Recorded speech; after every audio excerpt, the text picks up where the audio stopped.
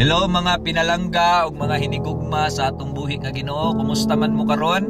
Akong pag-ampo nga unta namo sa maayong panglawas ug pag-una-una inubanan sa grasya sa atong buhi nga Ginoo.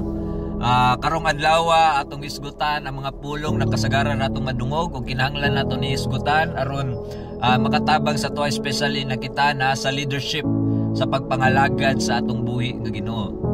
Kini nga pulong nga butan si pastor apan ang iyang asawa lain og batasan. Usahay makita sa simbahan nga butan ang pastor apan lahi ang kinaiya sa iyang asawa. Apan unsa may angay buhaton? Una, hinumdumi nga dili ta perpekto. Walay perpekto. Ang gugma og respeto dili lang pinili sa isa ka adlaw, kundi adlaw-adlaw kini nga desisyon. Kung butan ang bana, maayo nga ang asawa magtuon usab sa pagpuyo nga mapaubsanon ug mahigugmaon. Ikaduha, kinahanglan nga magampo ta. Dili nato kaya usbon ang atong batasan pinaagi sa atong kusog lang. Ang Espiritu Santo ang mao'y maghatag og gahom aron mabag-o ang ato ang kasing-kasing.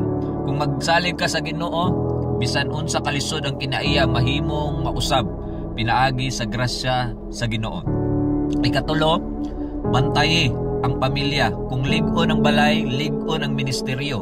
Ang asawa sa pastor mahimong ihemplo kung siya ang andam magpaubos ug mosalig sa grasya sa Dios. Ayaw kalimot nga ang kalipay ug pagmahal sa balay mao ang unang testimonya sa imong pag-alagad. Mga igsoon, ang lain ug batasan dili katapusan. Ang Ginoo mo tudlo mo pasaylo ug mobago.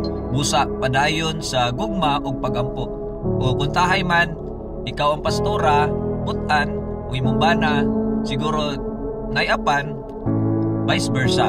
So, igsoon, salamat sa pagpaminaw, unta kini makatabang, o makahatag sa tua, o kanang katinawan nga itatanan ng mga anak sa Ginoo, nailalom sa grasya sa atong buhi na Ginoo. Igsoon, padayon lang, dasig lang, padayon diya sa gugma, ug dalaygon ang atong buhi nga Dios.